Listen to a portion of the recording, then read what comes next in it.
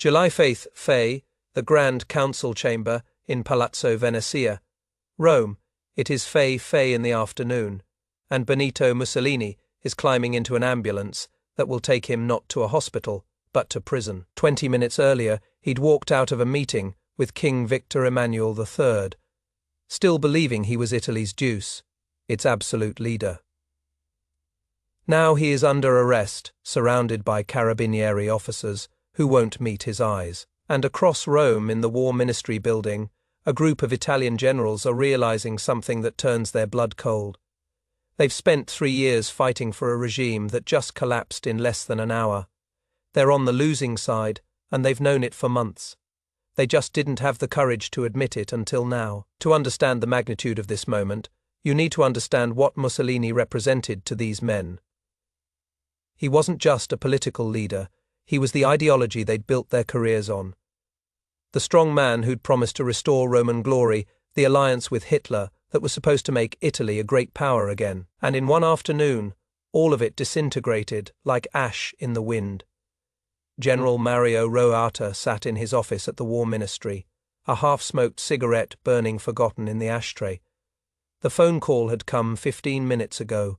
Mussolini arrested. The king has appointed Marshal Badoglio as the new prime minister.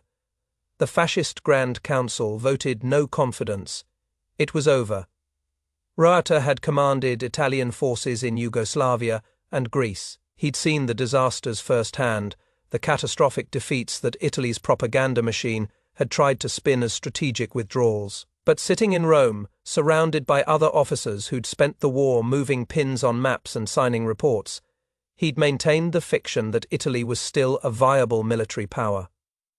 Now that fiction was dead, and he had to confront what he'd known deep down for at least a year, Italy had lost this war before it even began. Across the room, General Vittorio Ambrosio, chief of the Italian General Staff, was pulling files from his safe personnel records, battle reports, casualty statistics, documents that told the real story of Italy's war, the story that had been carefully hidden from both the Italian public and increasingly from Mussolini himself. The numbers were catastrophic.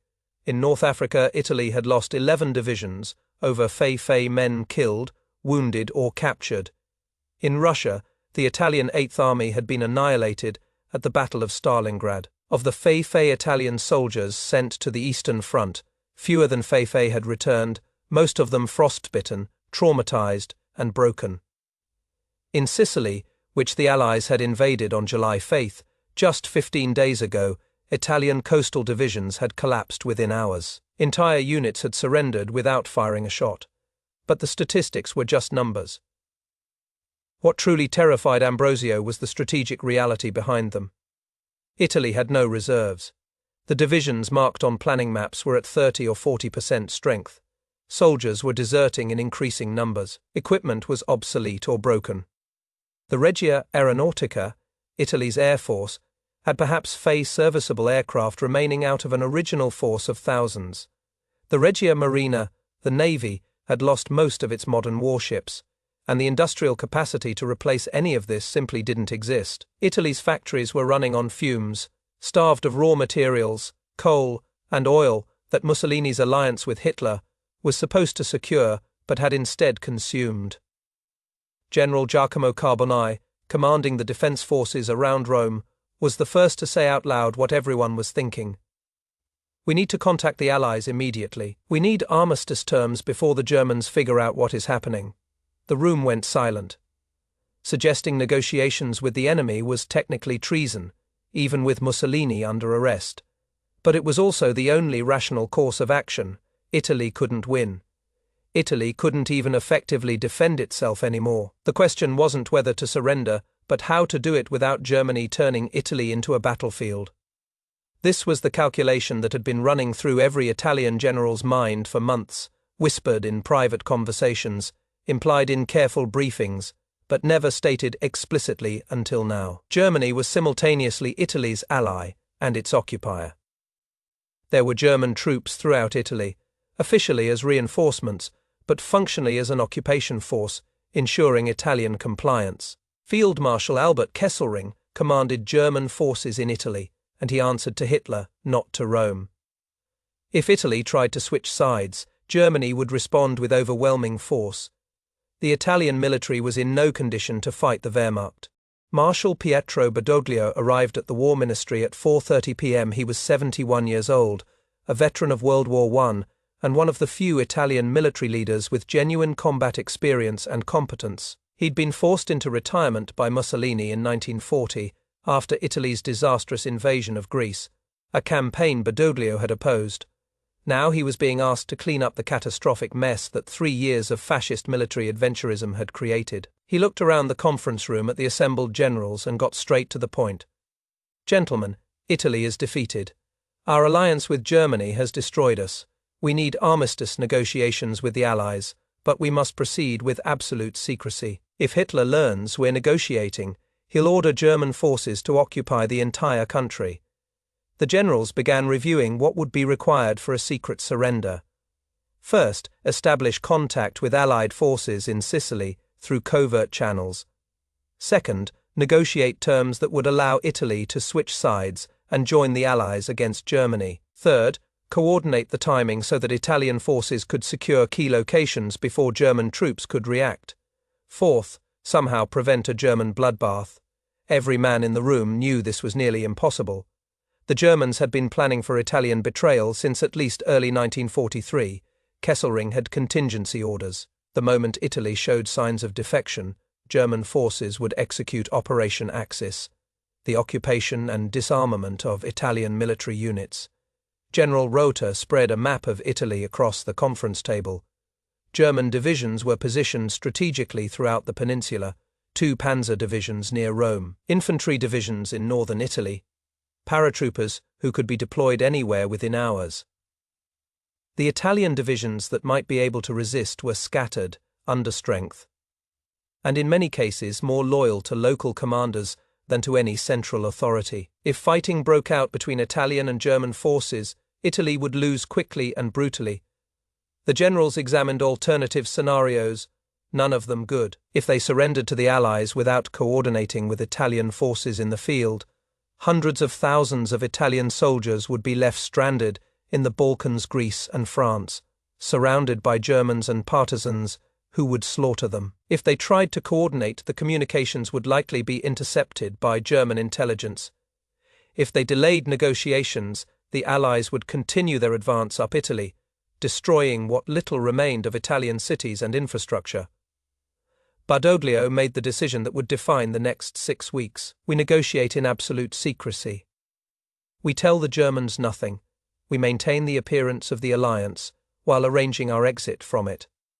It was a strategy based on deception and desperation, and everyone in the room knew it was likely to fail. But there were no good options remaining, only catastrophic ones and slightly less catastrophic ones. The meeting turned to the question that none of them wanted to confront directly: how had Italy gotten into this position? They'd spent 3 years following Mussolini's orders, executing campaigns they knew were strategically unsound, fighting a war Italy wasn't prepared for, all because questioning the deuce was career suicide. Now Mussolini was under arrest, and the consequences of 3 years of enforced delusion were staring them in the face. General Ambrosio pulled out a document that made the room even quieter. It was a report he'd commissioned in March 1943, an honest assessment of Italy's military capabilities. The conclusion was devastating: Italy cannot continue the war beyond summer 1943. Logistics, manpower, and material losses are unsustainable. Continued operations will result in the complete destruction of Italian military forces. He'd shown this report to Mussolini in April. The deuce had accused him of defeatism and ordered him to revise his assessment. Ambrosio had complied, softening the language, making the numbers less alarming. And now, 4 months later, everything the original report predicted had come true. This was the pattern that had destroyed Italy. Accurate assessments were treated as disloyalty. Officers who pointed out problems were accused of lacking fighting spirit. The entire command structure had learned to tell Mussolini what he wanted to hear rather than what he needed to know, and so Italy had sleepwalked into disaster. With its generals knowing catastrophe was coming, but unwilling or unable to stop it. General Carboni brought up the most painful topic: the alliance with Germany. How had Italy's interests become so completely subordinated to Hitler's strategic vision? The answer was complicated and humiliating. Mussolini had tied Italy's fate to Germany out of a combination of ideological alignment, fear of being left out of the new European order, and sheer opportunism. When Germany was winning in 1940, joining seemed like a chance to grab easy territorial gains. By the time it became clear Germany couldn't actually win, Italy was too deeply committed to extract itself. The generals reviewed the key decisions that had led to this moment. The 10th of June 1940, Mussolini declares war on France and Britain, joining Germany's side just days before France surrenders. Italy gains almost nothing from this declaration, but inherits all of Britain's enmity. October 1940, Italy invades Greece without consulting Germany, expecting an easy victory. The Greek army not only stops the invasion but pushes Italian forces back into Albania, humiliating Italy and forcing German intervention to bail them out. June 1941, Italy sends an expeditionary force to join Germany's invasion of the Soviet Union. The Italian army in Russia is poorly equipped for the Eastern Front, with inadequate winter gear, obsolete weapons, and no clear strategic purpose for being there.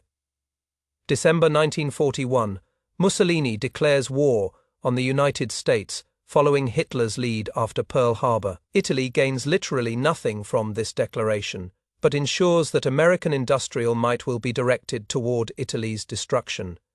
Every single one of these decisions had been strategically insane. Everyone had been opposed by at least some military leaders, and everyone had been executed anyway because Mussolini demanded it and because German pressure made refusal difficult. Now Italy was paying the price. General Rota brought up another uncomfortable truth. The Italian people no longer supported the war. Food shortages were severe. Allied bombing had devastated Turin, Milan, and Genoa. Casualty lists kept growing. The propaganda about imminent victory had lost all credibility. When the news of Mussolini's arrest became public, which would happen within hours, there would be celebrations in the streets. The Italian population had turned against fascism and against the war. The generals had known this for months. Intelligence reports about civilian morale had been increasingly alarming, but acknowledging it would have required acknowledging that the war was lost, and that acknowledgement had been impossible while Mussolini was in power. Marshal Badoglio addressed the final, most terrifying question: what would Germany do when they learned of Mussolini's arrest? The answer came faster than anyone expected. At 6:15 p.m., less than 4 hours after Mussolini's arrest, the phone rang. It was Field Marshal Kesselring calling from his headquarters. His tone was friendly, almost casual. He'd heard rumors about changes in the Italian government and wanted to confirm that the German-Italian alliance remained strong. Badoglio took the call, assuring Kesselring that Italy remained committed to the war, that the change in government was merely an internal political matter, that cooperation with Germany would continue exactly as before. It was a bald-faced lie, and both men knew it. Kesselring's response was polite, but contained a warning. The Führer would be most concerned if Italy's commitment to the alliance wavered. German forces in Italy stand ready to assist their Italian comrades in any way necessary. The threat was barely veiled. If Italy tried to abandon the alliance, German forces would ensure compliance by force. After the call ended, Badoglio looked at the assembled generals. We have very little time. The Germans are already suspicious. We need to complete armistice negotiations before they act. The next 43 days would be a desperate race. Italian representatives would secretly contact Allied officials in Lisbon, and later in Sicily, negotiating surrender terms while maintaining the fiction of continued alliance with Germany. Italian military units would receive contradictory orders as commanders tried to position forces to resist a German takeover without revealing their intentions, and German intelligence would slowly piece together evidence that Italy was preparing to betray the alliance, leading Hitler to position more troops in Italy, in preparation for Operation Axis. But on this night, The 25th of July 1943, the Italian generals in that War Ministry conference room were confronting a simpler, more devastating truth. They'd spent 3 years fighting for a regime they knew was leading Italy to destruction.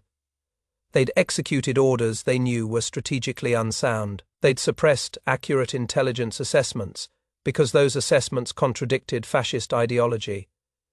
They'd watched Italy lose battle after battle, campaign after campaign, and they'd told themselves there was no alternative. That loyalty demanded they continue. And now, Mussolini was under arrest. The regime they'd served was collapsing, and they were facing the consequences of 3 years of self-deception.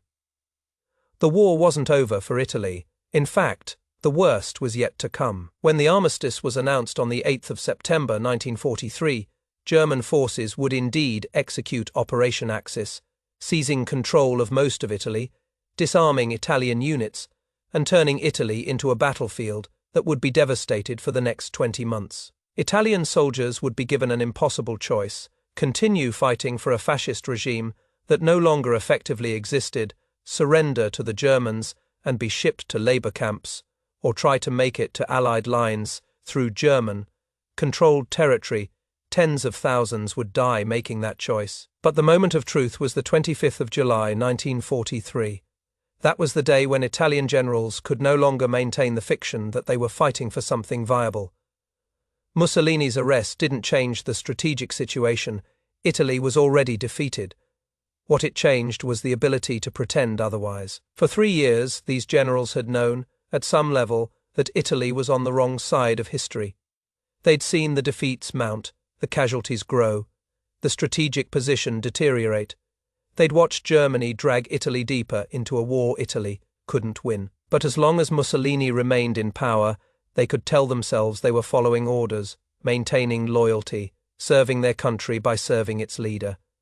With Mussolini gone, arrested by the king he'd spent 20 years subordinating, that rationalization evaporated. General Carboni would later write in his memoirs that the 25th of July was the day he realized he'd been a coward. Not for arresting Mussolini, which he supported, but for waiting until Mussolini was arrested to acknowledge what he'd known for years. Italy couldn't win. The alliance with Germany was destroying the country. Fascism had led Italy into catastrophe. He'd known all of this by late 1941 at the latest, probably earlier. But he'd lacked the courage to act on that knowledge, while doing so still mattered. General Rosata's reflections were similar. He'd commanded forces in brutal counterinsurgency campaigns in the Balkans, operations that had turned local populations violently against Italy and created partisan movements that tied down Italian divisions desperately needed elsewhere. He'd known these operations were strategic failures, creating more enemies than they eliminated. But he'd executed his orders because that is what generals did. Now he had to live with the consequences. The tragedy of the 25th of July 1943 wasn't that Mussolini was arrested. He deserved that fate, and worse, for what he'd inflicted on Italy. The tragedy was that it took his arrest for Italy's military leadership to acknowledge reality and act on it.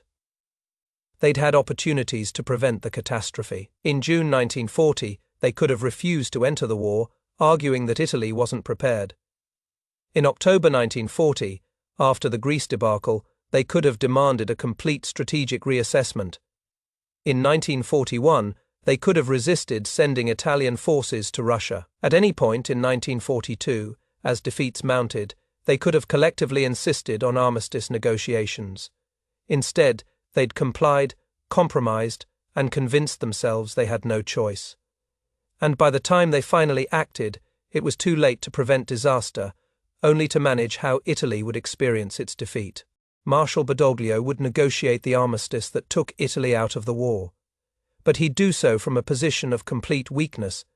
Italy had no leverage, no ability to demand favorable terms, no capacity to protect itself from German retaliation. The armistice terms would essentially be unconditional surrender, with Italy switching sides, but offering little military value to the Allies, because Italian forces were too depleted and demoralized to be effective. The armistice would be announced on the 8th of September, 1943, and within 24 hours, Germany would begin Operation Axis. Italian units throughout Europe would be surrounded and disarmed. Some would fight. Most would surrender. The Italian Social Republic, a German puppet state with Mussolini as its figurehead, would be established in northern Italy, and Italy would spend the next year and a half as a battlefield, torn between German occupation forces, Allied armies advancing from the south, and Italian partisans fighting both the Germans and the remaining fascists. The 25th of July 1943 was the day the Italian generals realized they'd bet on the wrong side, but the more important realization, the one that would haunt them for the rest of their lives, was that they'd known they were on the wrong side for years.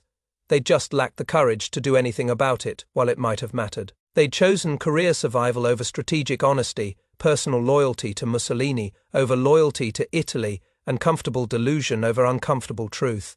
And Italy paid the price for those choices. Hundreds of thousands of Italian soldiers killed, wounded, or captured, cities destroyed by bombing, infrastructure devastated, the country occupied and turned into a war zone. A generation traumatized. All of it could have been avoided, or at least minimized, if someone had been willing to tell Mussolini the truth and act on it in 1940 or 1941 or even 1942. But they hadn't. They'd waited until the regime collapsed on its own, and by then it was far too late. The generals who met in the War Ministry on the 25th of July 1943 knew they were complicit in Italy's catastrophe. They'd enabled Mussolini's disastrous decisions by executing them competently enough that the disasters weren't immediately obvious. They'd suppressed dissent within their ranks, ensuring that younger officers who might have pushed for change were silenced. They'd maintained the fiction of Italian military capability long after that capability had been destroyed. And when the moment of truth finally came, when Mussolini was arrested, and they could no longer pretend, they realized they'd wasted 3 years and sacrificed hundreds of thousands of lives for a cause they'd known was doomed. That was the real tragedy of the 25th of July, 1943. Not that Mussolini fell, but that he'd been allowed to stand for so long.